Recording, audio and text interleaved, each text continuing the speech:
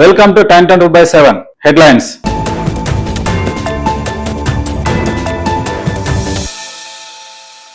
రైతులకు తెలంగాణ సర్కార్ శుభవార్త.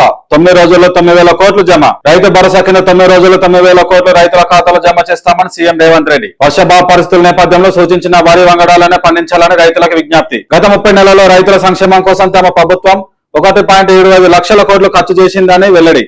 రైతుల సమస్యలపై అసెంబ్లీ చర్చకు రావాలని బీఆర్ఎస్ సవాల్ విసిరిన ముఖ్యమంత్రి.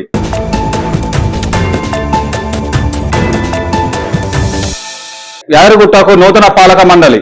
చిరంజీవి అర్ధాంగి సురేఖకు చోటు.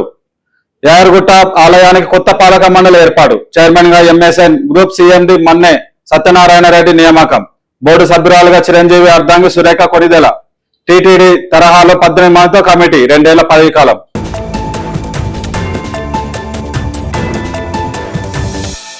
కాంగ్రెస్ పార్టీలో అసమ్మతి సేవలు. రేవంత్ రెడ్డిపై రాజగోపాల్ రెడ్డి తీవ్ర విమర్శలు. యాదగిరిగుట్ట దేవస్థానం నూతన ట్రస్ట్ బోర్డు గురించి తనకు సమాచారం ఇవ్వలేదని రాజగోపాల్ రెడ్డి.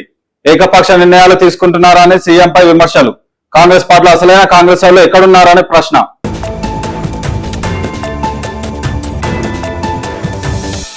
వెనెజువేలాలో ఏం జరిగింది? కీలక అవయవాలు లేకుండా తిరిగొచ్చిన భారత నావికుడి మృతదేహం.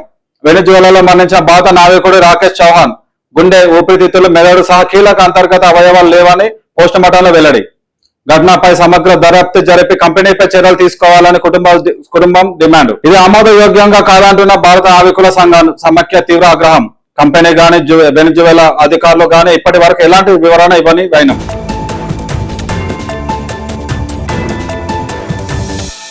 వాణిజ్య గ్యాస్ వినియోగదారులకు ఊరాట. భారీగా తగ్గిన సిలిండర్ ధర.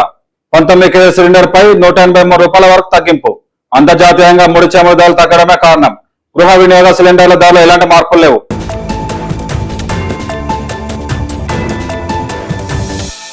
ఆర్మీ కొత్త చీఫ్ గా జనరల్ ధీరజ్ సేఠ్ బాధ్యతలు. విజయ్ మంత్రం ప్రకటన. జనరల్ ఉపేంద్ర ద్వివేది నుంచి ధీరజ్ సేఠ్ బాధ్యతలు స్వీకరణ.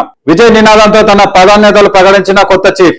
నిఘా ఆవిష్కరణ, ఆత్మనిర్బంధం, యోధులకు సంక్షేమ లక్ష్యమని వెల్లడి. దేశ రక్షణకు సైన్యం ఎల్లప్పుడూ సిద్ధమైన హామీ.